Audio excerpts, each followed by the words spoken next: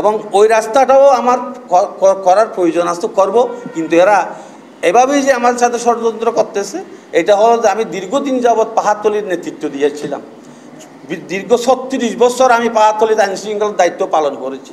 কারণ ওখানে তখন রাহাজানি ছিল, মানুষ ঢুকতে পারতো না। আমাকে কয়েকবার হত্যা করার চেষ্টা করেছে। আপনারা দেখেন, আমার শরীর দেখেন, আমাকে ছুরি মেরেছে, কিরিচ দিয়ে কুপিয়েছে, আমাকে 3-4 বার আহত করেছে এই কক্সবাজারের। আমার দলিল, এইগুলা সবগুলা দলিল আমি যাদের কাছ থেকে ক্রয় করেছি, বায়া দলিল সহ অনেক দলিলাদি আমার কাছে রয়েছে। এখানে তারা আমার খতিয়ানভুক্ত রাস্তার উপর দিয়ে, জায়গার উপর দিয়ে রাস্তা নেওয়ার কথা বলে আমার বিভিন্নভাবে হস্তক্ষেপ করতেছে। কারণ আসল ভূমিদস্যুরা ওখানে ভিতরে রয়ে গেছে, বের হচ্ছে না। তারা ওখানে বিভিন্ন বাগান সাগান কেটে আমার বিআই বদি আলমের জায়গা আত্মসাৎ করেছে, অনেক বাগান কেটে ফেলেছে এবং তাদের মাটিগুলো এসে আমার জায়গা, আমার ঘরগুলো ডুবে যাচ্ছে। আমি বারবার তাদেরকে বললে তারা আমার কথা শুনে না, আর হুমকি দেয়। এবং এমনকি সমস্ত তারা যেই লাইনগুলো নিছে সবগুলো আমার বাড়ির উপর দিয়ে নিছে। কোনো রাস্তা যদি থাকলে রাস্তা দিয়ে হাম্বা দিয়ে নিয়ে যেত, কিন্তু কোনো হাম্বা নাই, কোনো রাস্তা নেই, কিছুই নেই। তারপরেও আমি তাদেরকে বলেছিলাম রাস্তা সরকার করবে, পৌরসভার সাথে আমি কথা বলেছি। আমি মেয়র মহোদয়কে বলে আমি এই রাস্তাটা নিয়েছি, যে পাকা রাস্তা হয়েছে এখন প্রায় 24 ফুট একটা রাস্তা নালাসহ নিয়েছি। এটা আমি নিয়েছি মেয়র মহোদয়ের কাছ থেকে, আপনারা জিজ্ঞেস করলে বুঝতে পারবেন। এবং উনি নিজেই বলেছে ওখানে মিটিং করে, মাহবুব বদ্দা যদি বলে আমি সব রাস্তা করে দেবে, সে কথা উনি নিজের মুখেই বলেছে ওখানে।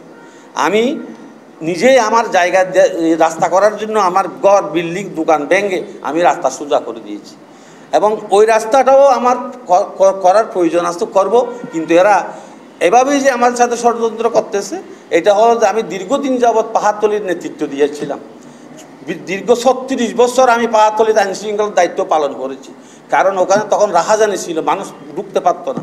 আমাকে কয়েকবার হত্যা করার চেষ্টা করেছে। আপনারা দেখেন, আমার শরীর দেখেন, আমাকে ছুরি মেরেছে, কিরিচ দিয়ে কুপিয়েছে, আমাকে 3-4 বার আহত করেছে এই কক্সবাজারের ভিত্তি। সম্পূর্ণ আপনারা ওয়াকিব খাল। আমি আল্লাহর উপর ভরসা করে চলি, আল্লাহর রহমতে আমি চলতে পারি। আর অসহায় মানুষেরা বলে যে আপনি না থাকলে তো এখানে আমরা থাকতে পারবো না।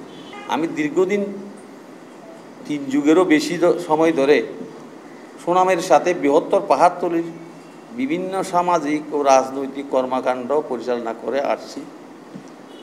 গত কয়েকদিন আগে হঠাৎ করে একটি কুচক্রী মহল চলাচলের রাস্তার নামে আমার জায়গা দখল নেওয়ার অপচেষ্টা চালাচ্ছে।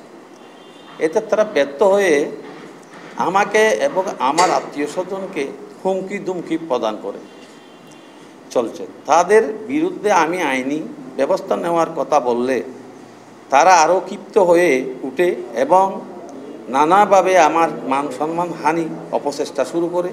তার ওই ধারাবাহিকতায় নানান রকম মিথ্যা অভিযোগ করে তারা আমার বিরুদ্ধে মানববন্ধন ও বিভিন্ন মানহানিকর কর্মকাণ্ড পরিচালনা করছে।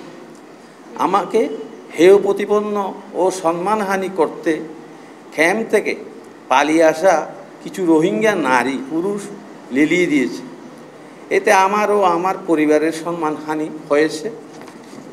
প্রিয় সাংবাদিক ভাইয়েরা, প্রকৃতপক্ষে মানববন্ধনে তারা যে অভিযোগ করেছে তা সম্পূর্ণ মিথ্যা, বানোয়াট ও ভিত্তিহীন।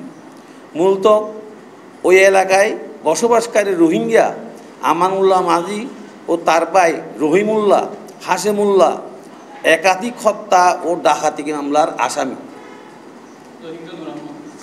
রোহিঙ্গা নূর আহমদ, এই আলম, তারপর আমির হোসেন, খুরশেদ, ফজল করিম, আরও অনেক অজ্ঞাত হয়েছে। সমস্ত সবগুলাই হত্যা মামলার আসামি, মার্ডার কেসের আসামি এবং ভূমি দখল করে ওখানে তারা বসবাস করতেছে এবং জায়গা বিক্রি করতেছে। আমি এর তীব্র নিন্দা ও প্রতিবাদ জানাচ্ছি। পাশাপাশি কুচক্রী মহলের হীন কর্মকাণ্ডে প্রশাসন সহ সংশ্লিষ্ট কাউকে বিভ্রান্ত বিচলিত না হওয়ার জন্য অনুরোধ করছি। পাশাপাশি ষড়যন্ত্রকারীদের বিরুদ্ধে আইনানুগ ব্যবস্থা নেওয়ার জন্য প্রস্তুতি নিচ্ছি। এ ব্যাপারে প্রশাসনের সংশ্লিষ্টদের হস্তক্ষেপ কামনা করছি। আমাদের বিরুদ্ধে গতকাল কক্সবাজার পৌরসভার সামনে একটা মানববন্ধন করা হয়েছে। এই মানববন্ধনে কিছু মিথ্যা তথ্য দিয়ে মানুষকে আমাদের বিরুদ্ধে একটা ভুল বোঝানো হয়েছে। সেই ভুলটা ভেঙে দেওয়ার জন্য আমরা সাধারণ মানুষের কাছে আমাদের কথাটা পৌঁছানোর জন্য এবং প্রকৃত ঘটনা তুলে ধরার জন্য আজকের এই সংবাদ সম্মেলনের আয়োজন করেছি। এখন আসল ঘটনা কি আপনারা একটু জানুন। আসল ঘটনা হচ্ছে পাহাড়তলী 7 নম্বর ওয়ার্ড নূরনগর। এই নূরনগরে আমাদের খতিয়ানভুক্ত জায়গা রয়েছে। এই জায়গার পূর্ব এবং পশ্চিম উভয় পাশে রাস্তা বিদ্যমান। পূর্ব পাশে একটা মেইন রাস্তা, বড় রাস্তা, এবং পশ্চিম পাশে একটা 6 ফুটের ছোটো রাস্তা রয়েছে। ওই 6 ফুটের যে ছোটো রাস্তা রয়েছে ওইটা আমরাই দিয়েছি আমাদের জায়গার উপর, এবং পশ্চিম পাশে পূর্ব পাশে যে বড় রাস্তা ওইটাও আমাদের জায়গার উপর। তো এখন ওই আমাদের জায়গার পরে যেগুলা বসত বাড়ি ছিল ওইখানকার যারা বাসিন্দা ওরা আমাদের জায়গার উপর হাঁটাচলা করত, কিন্তু আমরা যখন আমাদের এলাকা নিয়ন্ত্রণ করার জন্য আমরা ঘেরাবেড়া দিই তখন তারা আর আমাদের রাস্তার উপর হাঁটাচলা করতে পারতেছিল না। তখন তারা তাদের রাস্তার উপর হাঁটাচলা করতেছে। তারা বলতে এই ওইখানকার স্থানীয় বাসিন্দারা, ওই 6 ফুট রাস্তা তাদের হাঁটাচলার রাস্তা, কিন্তু ওই স্থানীয় বাসিন্দাদের নাম দিয়ে হঠাৎ করে কিছু লোক কুচক্কুরি মহল আমার যে রেস্টের জায়গা আছে ওই জায়গা থেকে রাস্তা দাবি করে বসে। তখন আমরা তাদেরকে বলি, আমরা তোমাদের কেন রাস্তা দিব? আমাদের যদি রাস্তা দিতে হয় আমরা প্রশাসনকে রাস্তা দিব। প্রশাসন আসুক বা কমিশনার, চেয়ারম্যান এরা আসুক, এদের সাথে আমরা কথা বলে যা করতে হয় আমরা সেই রকম একটা ব্যবস্থা নিব। কিন্তু তারা আমাদের সেই কথায় কর্ণপাত না করে আমাদেরকে হুমকি ধমকি দিয়ে জোর করে আমাদের রাস্তা, আমাদের জায়গা দখল করে রাস্তার নামে আমাদের 3 ফুট 4 ফুট রাস্তা নেওয়ার এর একটা ষড়যন্ত্র শুরু করে। এর নৈপথ্যে রয়েছে 1 নম্বর রোহিঙ্গা